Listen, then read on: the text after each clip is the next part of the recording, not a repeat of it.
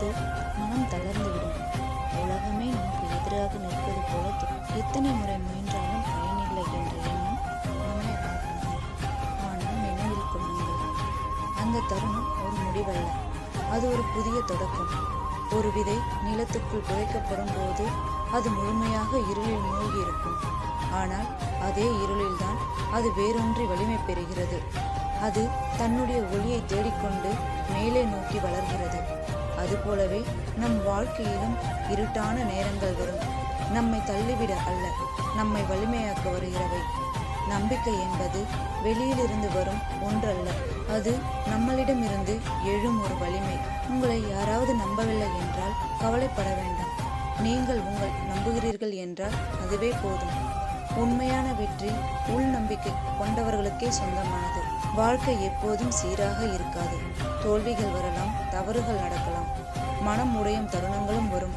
ஆனால் ஒவ்வொரு தோல்வியும் நம்மை இன்னும் வலிமையாக்கும். வெற்றியின் அடிப்படை எப்போதும் நம்பிக்கையில்தான் உள்ளது. நம்பிக்கை இழந்த தருணம் தற்காலிகமானது. அது ஒரு இரவு போன்றது. எவ்வளவு நீண்டதாக இருந்தாலும் அதற்கு பிறகு ஒரு புதிய காலை ஒளி நிச்சயம் வரும். அதுபோலவே இன்று நீங்கள் எதிர்கொள்கிற சோதனைகள் நாளைய ஒளிமயமான வாழ்க்கைக்கான அடித்தளமாக இருக்கும். உங்களை யாரும் நம்பாவிட்டாலும் தயவு செய்து உங்களையே நம்புங்கள். நீங்கள் உங்களின் நம்பிக்கையை உயிர்ப்பிக்கிற வரை உங்கள் வாழ்க்கையை யாராலும் முடிவு செய்ய முடியாது.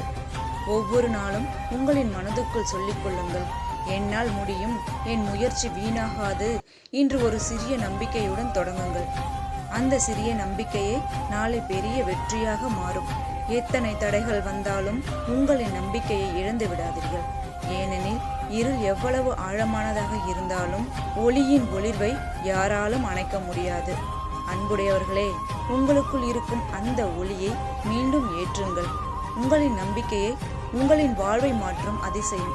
இதை நினைவில் கொள்ளுங்கள். உங்கள் வாழ்க்கையின் அதிசயத்தை நீங்கள்தான் உருவாக்கப் போகிறீர்கள்.